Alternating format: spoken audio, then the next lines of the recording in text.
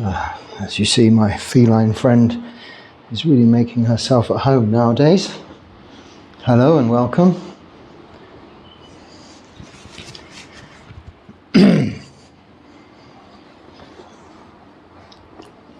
Oh. Okay, you sit there then. Let's check the time before we get carried away.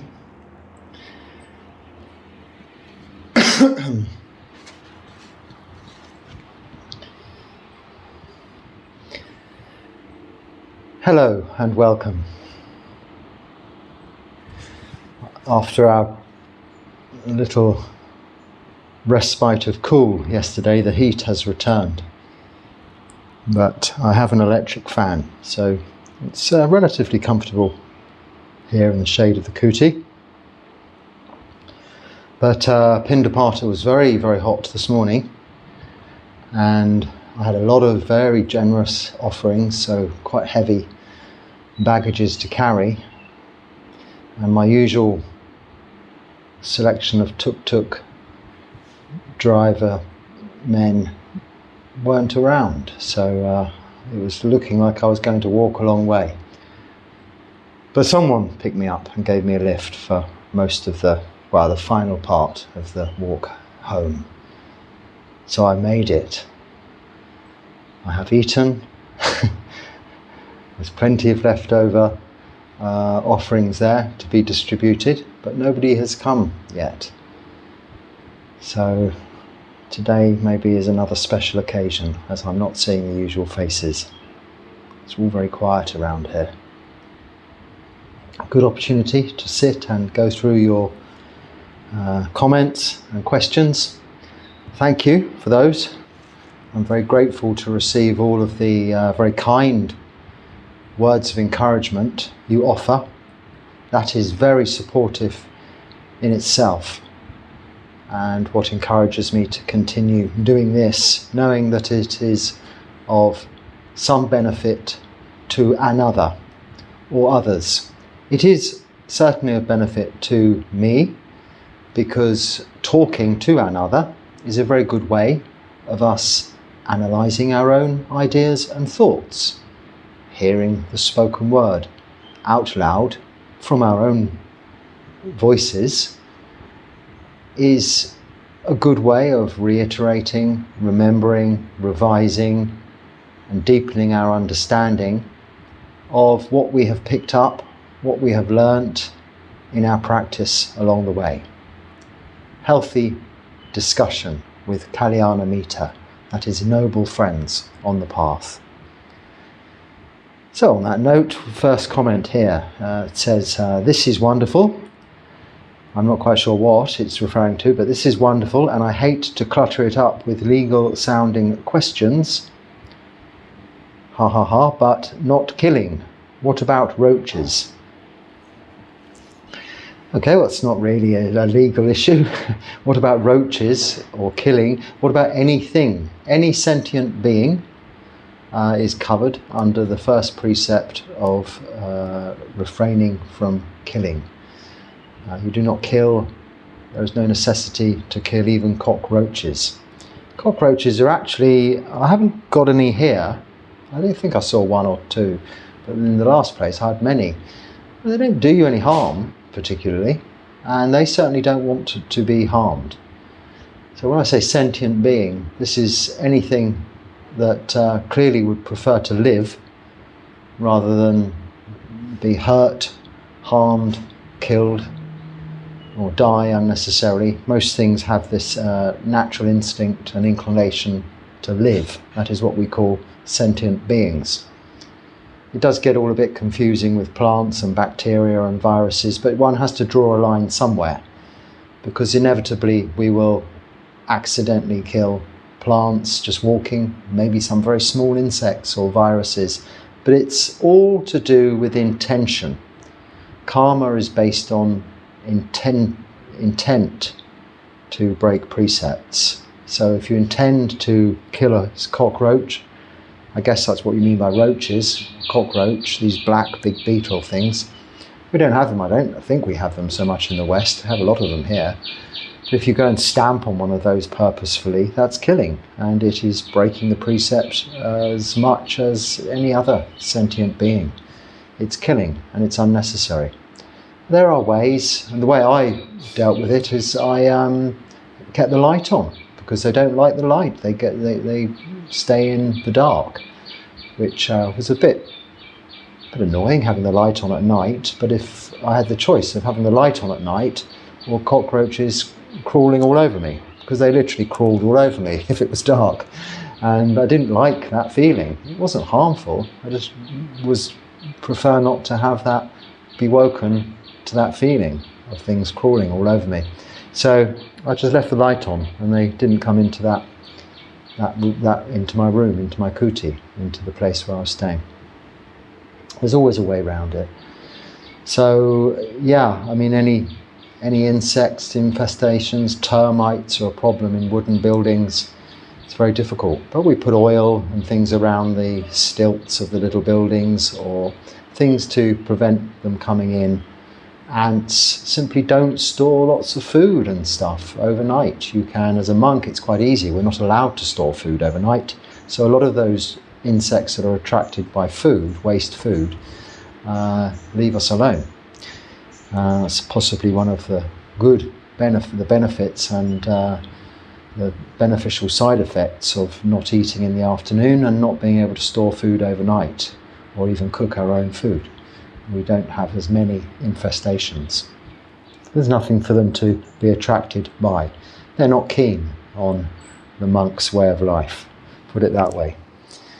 So, next question. Oh wow, this is long. Okay. So, someone else working as a server on a Goenka retreat centre near Suffolk. Well, that is incidentally the one where my eldest son is at right at this very moment. He went there yesterday. He is there now. He's there as a meditator. He's not there as a server this time. And he's been to many. And this subscriber of mine, a regular contributor to these comments, and I get many emails from him. We have much in the way of discussion. He's at this been serving, which is very anumodana. It's good to assist other practitioners, meditators, by helping out on these retreats. That's, after all, how they work, why they're available to people and affordable. I think they're just a donation-based contribution, voluntary contribution only basis they work on, something like that. But then you found it very difficult, he tells me, about the not really, in the kitchen environment, keeping noble silence. Now, noble silence isn't being completely silent, although I think they treat it almost like that in these particular retreats. I mean, I'll remind you, as I said yesterday, I've never been on a Goenka retreat, so I cannot comment. I don't know how they work, but I've heard quite a lot about them from my son and other friends who have experienced them. But I began my practice alone at home, and then subsequently in monasteries with monks. So this kind of meditation retreat, somewhat a little separate from Buddhism, although in yesterday's little discussion they were referring to a lot of content which seems to relate to Buddhism, which I wasn't that aware of. However, you found that this noble silence, which we basically we just speak about what needs to be spoken about. So please, can you pass me this the soap if you're washing up, or could you pass me the salt, or do you mind if I use this? Normal practical discourse during our work day activities. But chatting about the latest football results, the weather, your recent holiday, or the last retreat, or even the people on this retreat, is unnecessary chitter-chatter or sampapalapa, which is discouraged. And that is the same in monasteries also. We just talk about what is necessary and don't waste our energy on unuseful speech or useless talk. We call in the Pali language sampapalapa. But apparently this was not being observed, and there was lots of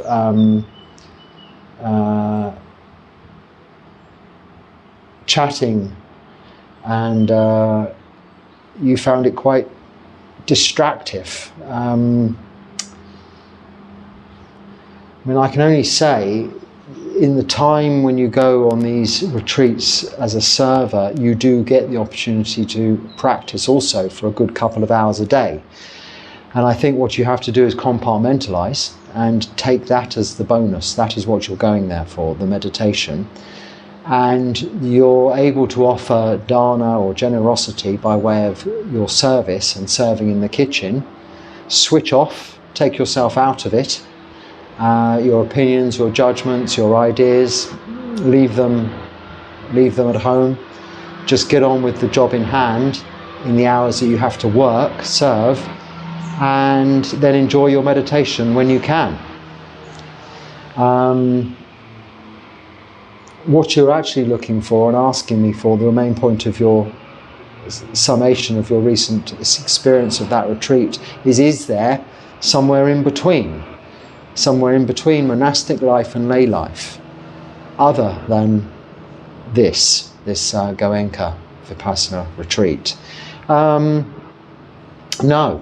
And it's a situation I explored for a long time. I did live alone on the 8 precepts, literally alone, a long way from anywhere, or in a van on a beach for about 3 years, and did a little bit of part-time work, but not much to interfere with my life, just to pay the bills, because that is necessary if you're not supported as a monk living in a community or supported by lay people outside of a community.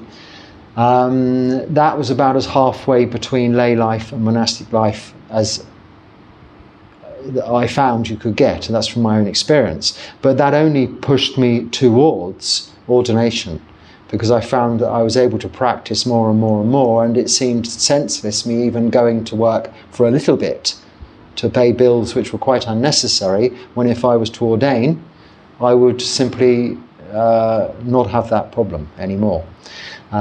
So I became a monk.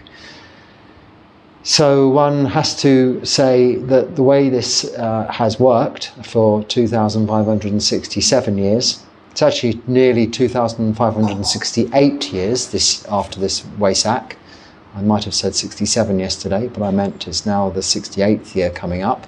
We're in the year 2,567/68. So if you're looking for a halfway, just live on the 8 precepts at home. Just doing that. Now the Buddha makes these things so easy for us, right?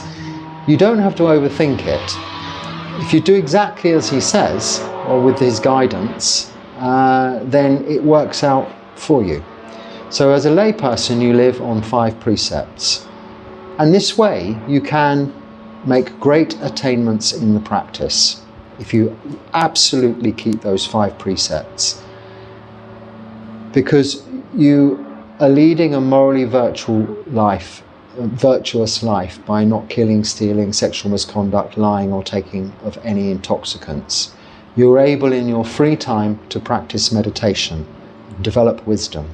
This is the path of Sila, Samadhi, Panya, as laid out in the Noble Eightfold Path of right view, right intention, right speech, right action, right effort, right livelihood, right mindfulness, right meditation. I got 2 of those the wrong way round, but it doesn't matter. The point being, you can attain to great things as a lay person with discipline. The advantage of monastic life is the discipline is there in the structure around you as a supportive structure. You have many more rules once you ordain. As a novice, you have 10 precepts and 75 training rules, and then as a bhikkhu, you have 227, the patimokkha rules. These aren't there as restrictive, governing, dogmatic, doctrinal rules. They are there as supportive guidelines of behavior to help you keep those core 5 precepts, the same as a lay person. So you have a much more supportive structure to live amongst in community, and then once you're sufficiently experienced trained, you can leave that community and even live alone, but you still have the support of the Sangha behind you, that community, and most importantly, those precepts, those 227 precepts, which protect you, protect your sila, protect your moral virtue. So that's the supportive nature of being a monk or a nun. But it is a fully renunciant process where you let go of everything you had in lay life. So that's the big difference, the big divide, lay life, monastic life. And many of us, including myself, are looking for that somewhere in between, which is why organisations that are called either secular or even if they're Buddhist, but they're slightly different, come and they go. Like I said yesterday, if they leave any part of the Noble Eightfold Path behind, they will last for some time, but not forever.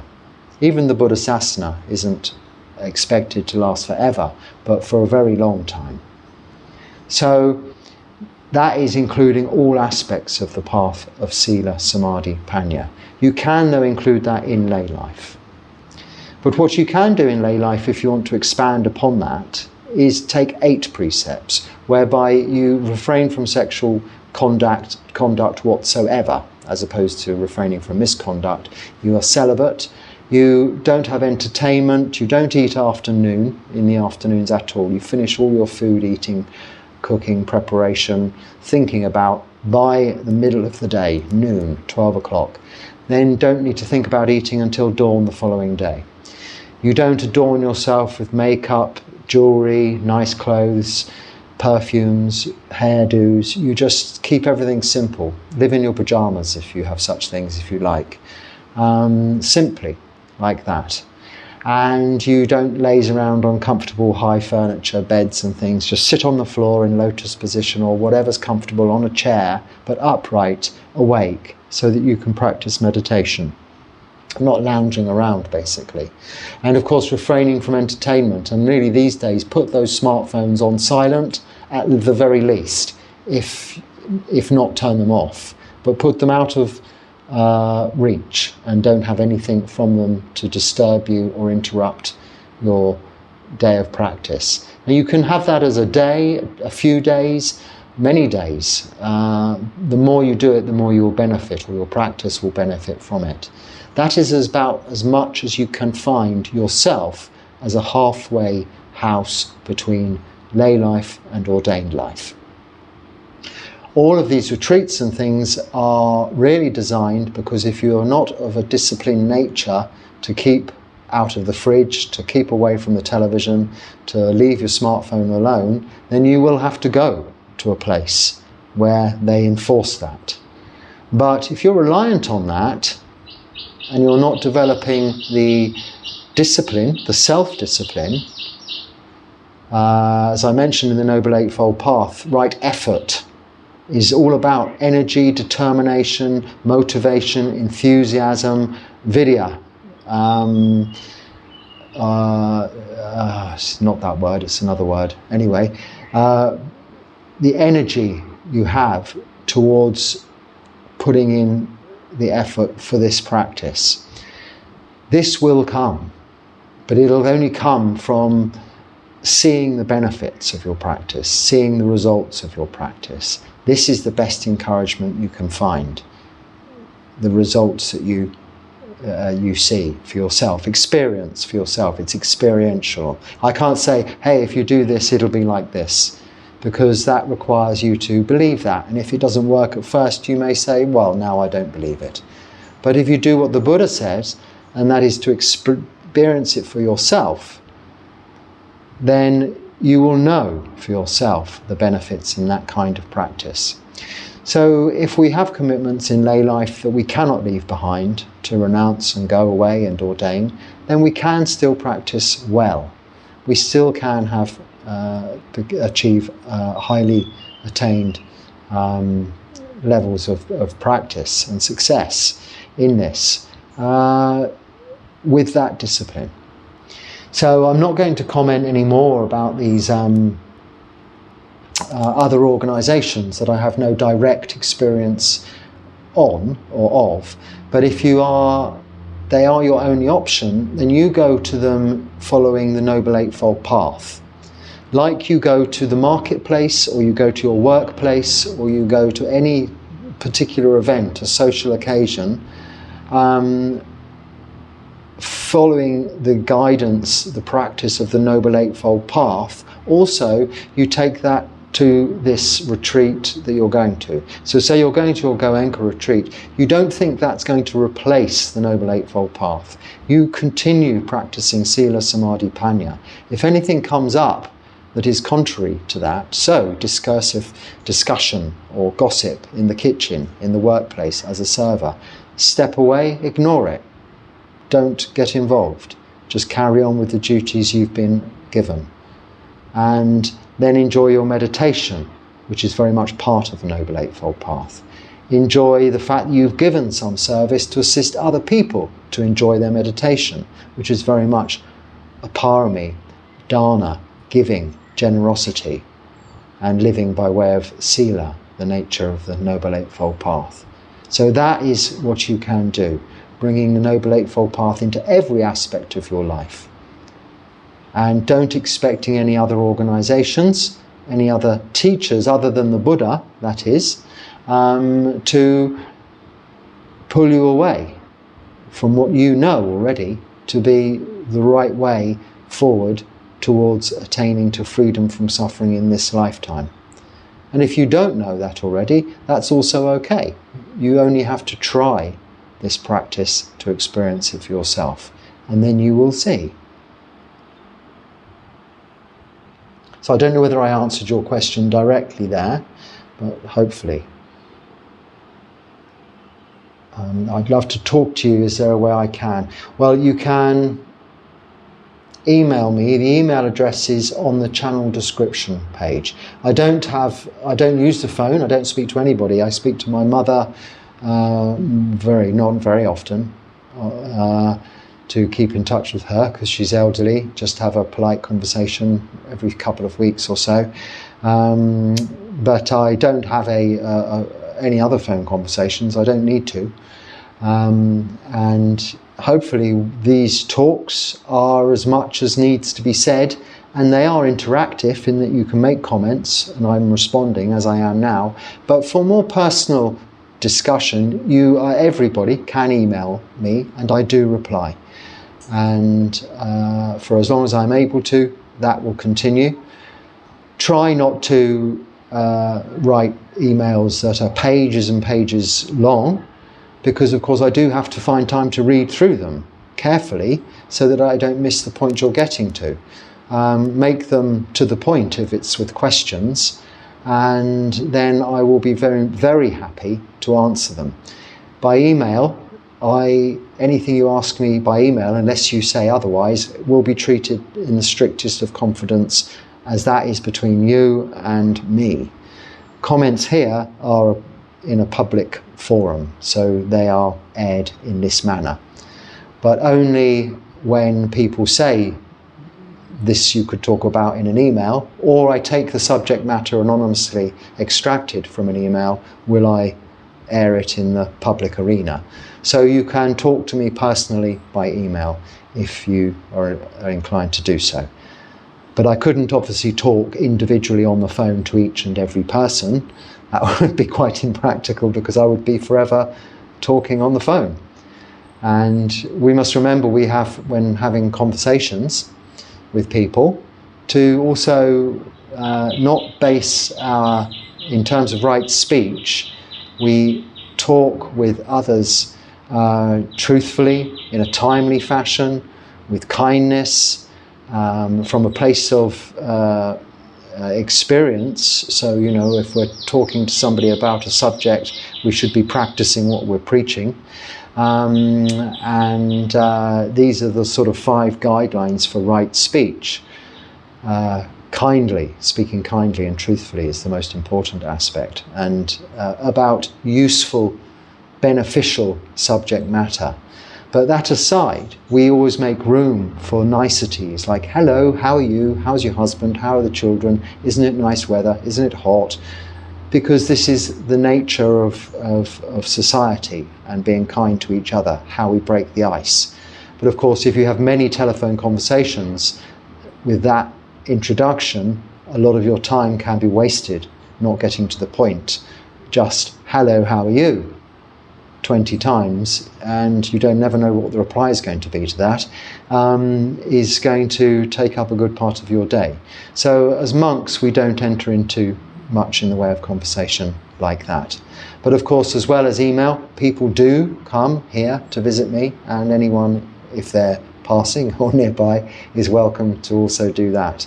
And I'll always make time to, I always have time to speak to other practitioners. That's very much part of the enjoyable part of being a monk, meeting people that are Kalyanamitta, practicing meditation, or not, and wanting to, who come to see me here. So that's another option. Okay, how can we let go of a past memory and remove it from our subconscious mind? Well, I don't think you can do that. You can let go of it, but remove it from your subconscious mind. I'm not sure there's a way I personally know. Is that an answer? Oh, that's not an answer. Yeah. That would be safe and wise. One has to treat all things that have happened in the past as that, just memories, and leave them as that, just memories. This is letting go. Now, it is easier said than done. When people say, oh, just let go, it can be a little annoying if it's bugging you all the time, keeps coming back on repeat. But that is you comparing it to the present moment. It's you bringing it into the present moment, but it's also you pushing it into the future with imagination, thinking that this problem of the past is always going to be there. Now, if it's happened and it's been done, and you've done all you can to resolve whatever issues there were. So if there's an apology required, make the apology. If that isn't possible, then make it known to yourself it isn't possible. End of story. And just repeat that to yourself. It's over, it happened, it isn't now. And replace it with more wholesome trains of thought, more wholesome states of mind. Think about the good you have done, the good you can do now in the present moment, which will determine all future moments thereafter. And the more good you do now, in terms of practice, generally in the Noble Eightfold Path, Sila, Samadhi, Panya, but also in terms of what you can develop yourself in practice, generosity, kindness, loving kindness to all beings, but actually just helping people where and if and how you can. Supporting people, just emotionally if needs be, being there, smiling at people, also being kind to yourself, looking after yourself, but being truthful, being faithful and committed to your friends or partners, or even faithful and committed to your faith, your understanding, for example, of the Buddha's teachings and what that involves in your life. This practice, keeping the precepts and practicing meditation, remain faithful to that. These qualities you develop in yourself now are within your control. What's happened in the past has gone. It's not in your control. You can't wipe it out. You can't erase it. But what is in your control is what you're doing now. And if you're doing good, you won't be so inclined to be thinking about the bad things of the past. Those things are coming forward into the present moment because you're leaving a gap, a blank space, room for them, out of having no enthusiasm or energy for doing what you're doing in the current and present moment. So make what you're doing in the current and present moment enjoyable and worthwhile and constructive and beneficial to others and also yourself. This will then fill up that gap and leave no room for the intrusion of those annoying memories. And then you won't be able to push them into the future. With time, slowly, they will just go away of their own accord. They will always be there, but they won't bother you anymore. And always remember, they're very probably, if there are other people involved, certainly not bothering the other people anymore. So don't let them bother you. Oh.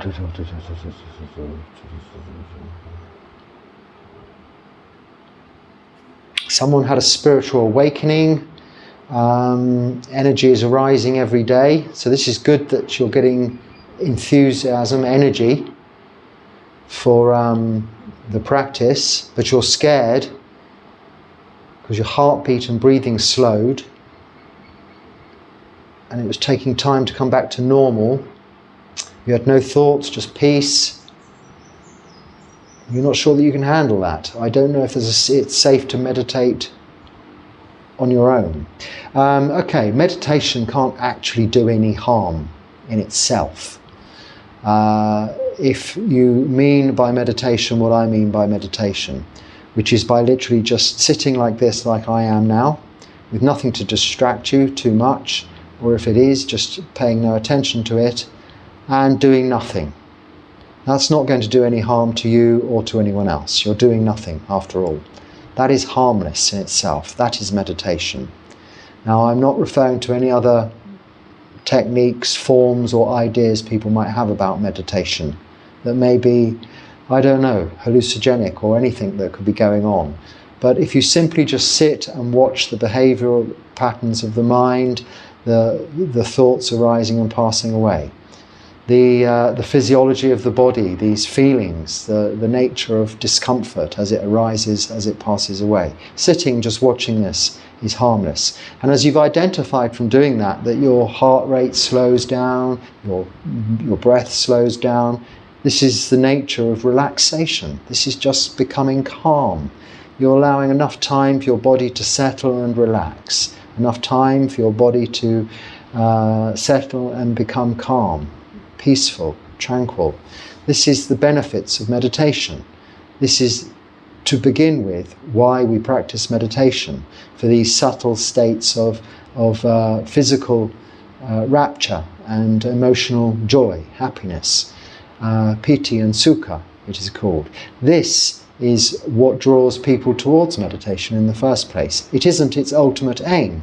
That is to develop an insight, deep wisdom of these occurrences, how these physical feelings are arising and passing away, and emotions arising and passing away, and the very nature of their impermanence, anicca, the nature of all things being, all conditioned things being impermanent, arising, staying for a while and passing away, and how unsatisfactory that is, how unsatisfactory it is that the good things we enjoy don't last forever, and that the bad things come along at all, is dukkha, unsatisfactoriness, and most importantly anatta, well, not most importantly, equally as important, anatta, that we ourselves, as we portray or think of ourselves, are not that. We are just the results of causes and conditions that we have put in place through actions of body, speech and mind during this lifetime to create what we believe to be this persona, this personality, this individual, whom is by no means any more individual than the other person, whom is literally of the same makeup of solidity, bones and flesh, liquidity, blood and juices, gas and air, the temperature of our bodies, and then our minds, our thinking minds, which knows what's going on here in this present moment. It draws also from memories of the past, and it also has imagination about the future. But bringing our awareness in meditation back to this current present moment in time is the very most harmless thing we can do. So it's perfectly safe and better that you do it alone. And you say, please help me, I need a guru. Well, a guru just is a teacher. There are many teachers nowadays online. You can listen to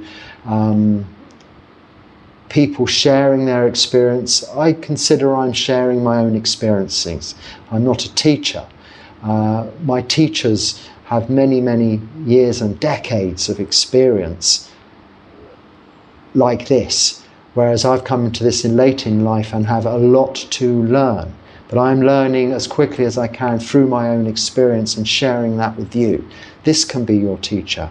But what the best teacher is your own body, referring all of your concerns and your questions internally, even to a very basic physical nature.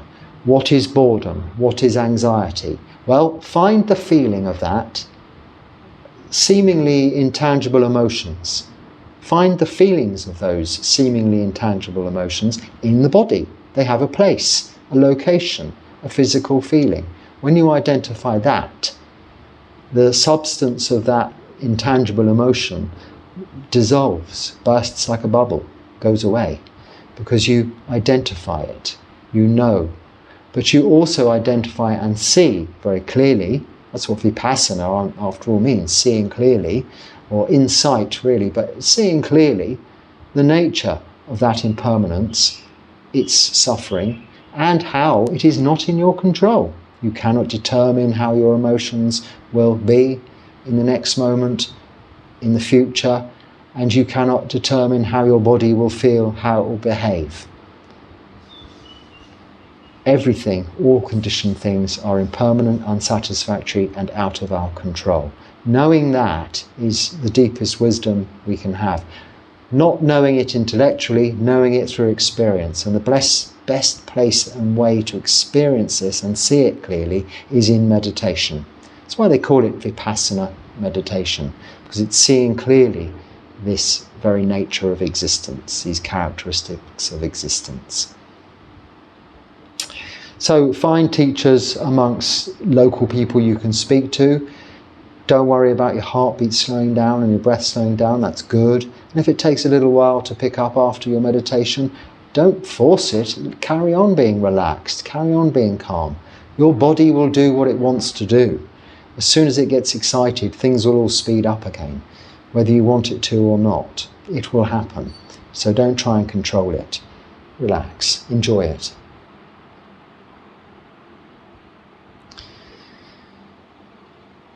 Do monks or nuns get asked to leave if they don't do well? Well, there's no really such thing as doing well as monks or nuns. There's not a grading system, but we have these rules, and there are certain rules. So you can take basically your 5 precepts as a layperson. If a monk breaks any of those 5 precepts, they then have to disrobe. They are, by nature of whether they're asked to or not, no longer a monk or a nun, by the very fact they've broken. Saying that, no. To automatically not be a monk, there are the 4 main rules. So that is any sexual activity, killing of intentionally another human being, causing a schism in the Sangha, or speaking of your attainments. Any of those 4, that's 3.5. Any of those 4 things means you are no longer a monk or a nun. So that's not doing well. If you've killed some person intentionally, caused a schism, so a dispute, a breakup in the Sangha,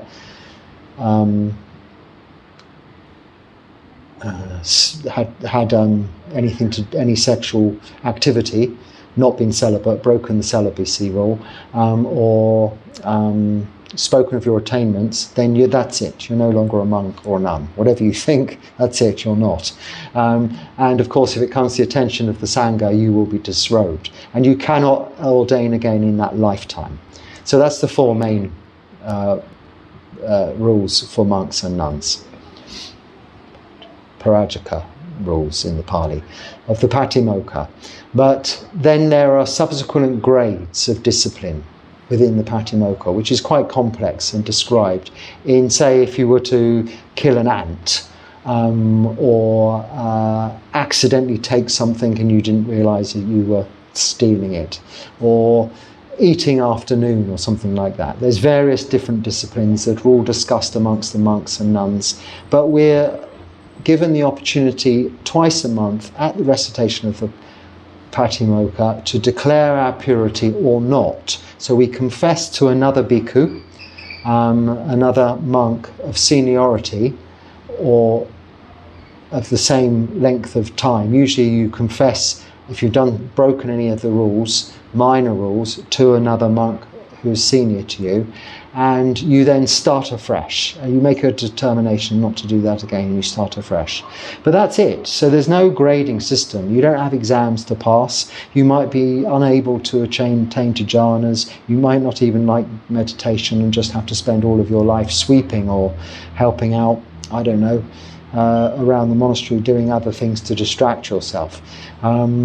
So that's it. So it's never been known. I've never known anyone who's been asked to leave, but it would only be as a result of those major infringements of the rules.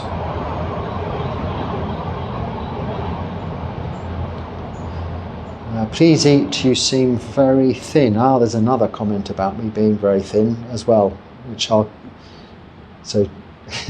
yeah, I'm not really thin. I think I'm normal weight for my height. I don't know how it's measured these days in age, and I'm not overweight. That's a good thing, isn't it? So thank you for your concern. I think when you see many forest monks, we look a little. We don't look so bulked up. We don't do a lot. We do a lot of respiratory and cardiac exercise in terms of walking. Now, in that, you keep yourself fit and healthy, but you don't bulk up muscle. You're not lifting weights. You're not going to the gym. You're not building aesthetic fitness. You're not trying to look good. You're just having to walk a long way to get your food each day. And you're only eating once a day when you're hungry. So you're just satisfying your neutral requirements. And it even says in our chanting, when we chant, that we're eating for the sake of, not for the sake of enjoyment, beautification, or fattening, but simply to have the nutrients to live for another day and to support our practice in the holy life. So it even says not for fattening. So I keep to the traditional Dhutanga practices of going on alms round and only eating what I get on alms round, and only once from my Pindabata bowl what's been offered there in that bowl. It is more than sufficient food. I'm usually very full, but also very hungry before I eat it. So this is once a day. So you'll spend the rest of the day digesting the food, and by the time you sleep, your food is digested, and the next morning you might go for a long walk. So by that nature, living that life, I don't think many people would get fat. But I don't have a great deal of muscles these days either, because I'm not lifting weights and going to the gym, which is maybe why I look a bit skinny. But I don't think I'm necessarily that underweight. Anyway, that's enough about that. I was talking in monks in general there, not about myself.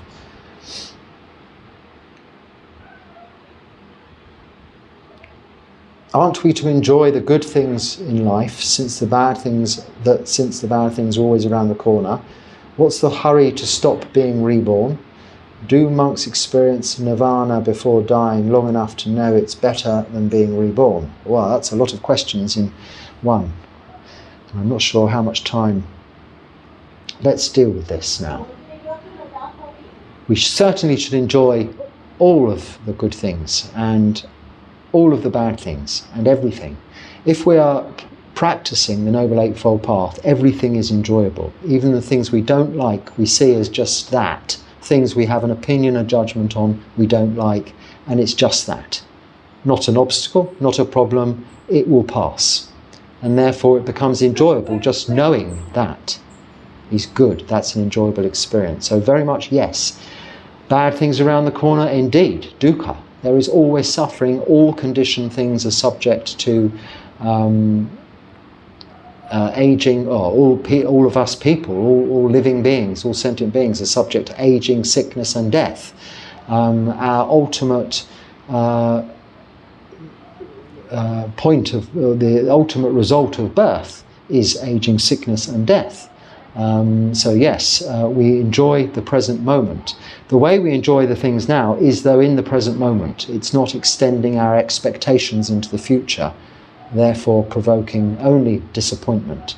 It's appreciating the truth in the characteristics of existence, here and now, in the very present moment. And the best way to do that is through meditation, where one can gain contentment in the simplest of things, of just being able to allow the body to relax and the mind to become calm, and enjoy the quenching and enjoyable process of simply breathing. How nice that is, how energizing that is, how refreshing, cooling it is, to eradicate or slowly erode, but then ultimately eradicate desires that only tense and heat us up, craving and thirst.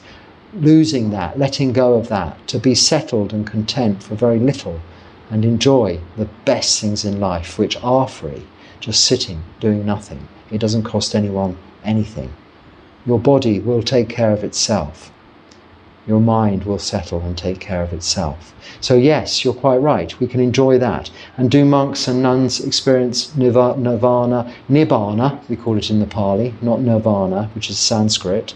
Nibbāna, not just monks and nuns, anyone can get a glimpse of Nibbāna if they practice well, if they practice samadhi meditation. If they follow the Noble Eightfold Path, practice well, they will get a glimpse of Nibbāna. And once seen, it cannot be unseen. Once experienced, it cannot be unexperienced. And if you go the full way, attaining to enlightenment by coming free from suffering in this lifetime, even attaining to the first stage of enlightenment, Sotapanna, or stream entry, where you have a full understanding of the understanding in terms of full knowing of the Four Noble Truths, without any doubt about that, you can relinquish all need for any rites and rituals, knowing that these are just exercises of mindfully reminding yourselves of the teachings of the Buddha, the teachings of the Buddha and the Sangha, and these activities associated with that are just that. They're not praying, they're not worshipping, knowing that the rites and rituals are not there for any furtherment or betterment or benefit, but just there as part of an integral part of the practice, and just that. But all of your results will come from your own actions of body, speech and mind. Knowing this, you will understand through your practice of meditation the characteristics of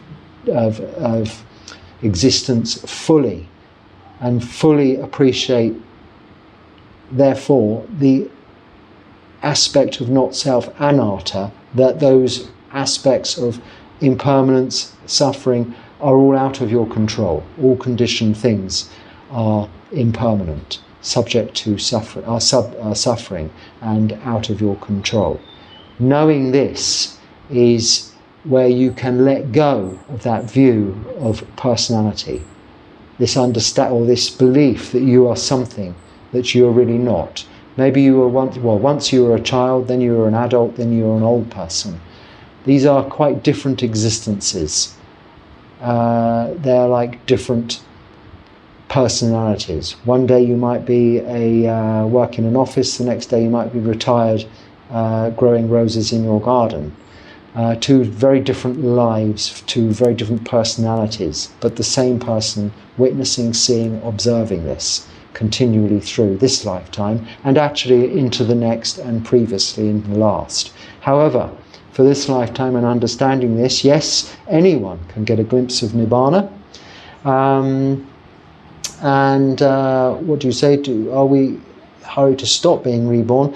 Well, we don't have to be in a hurry to stop being reborn, but we could be born into, let's say, heavenly realms of just bliss and joy. The problem with that is there's no real incentive to become free from that, and you will fall down into lower realms in order to get an understanding of the Dharma and a realization. So keeping it with the human realm now, in the human realm we're have the best advantage to see suffering, see impermanence, and see how it's out of our control for ourselves and do something about it. Know that if we eradicate desire, we won't be reborn into the human realm.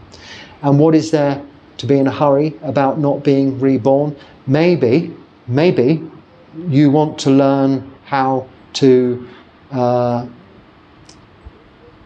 you want to go through the birth process again, which I can't imagine is a very nice experience. Maybe you want to be slapped in order to get yourself to start breathing and then have to scream and cry to be fed. Maybe you have to be cleaned up after all that food's passed through you into a nappy.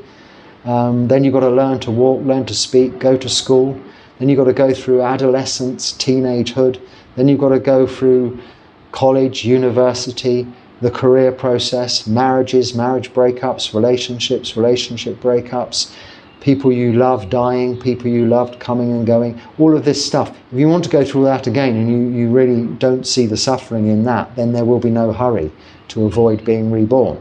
But when you recognize the suffering in existence of simply being born to die, to get old, get sick and die, then you'll see the sense in not doing that again and wanting to be free from that. And parinibbāna is freedom from that, ultimate nibbāna, from this cycle of rebirth into samsara, in whichever realm, to what is all that is permanent, that is nibbāna, the ultimate goal. So on that note, I think I should leave it. I'm not sure exactly how long I've spoken for again, but I hope there's something useful there, and if not, you can just let it go, put it down, forget about it, and don't let it trouble you. But anything useful, please put it into everyday use. After all, what we're talking about here is how we apply the teachings of the Buddha, this Dharma, as lived by the Buddha himself and his Sangha, and to this day, in that subsequent lineage, the Sangha, as it's represented to this day, and amongst lay people throughout the world, Buddhists, practicing Sila Samadhi Panya, this Noble Eightfold Path, in a very real way, day to day, how it applies to our day-to-day lives, practically. So with that in mind, thank you for watching. Be happy and stay well. Sukhi Hotu.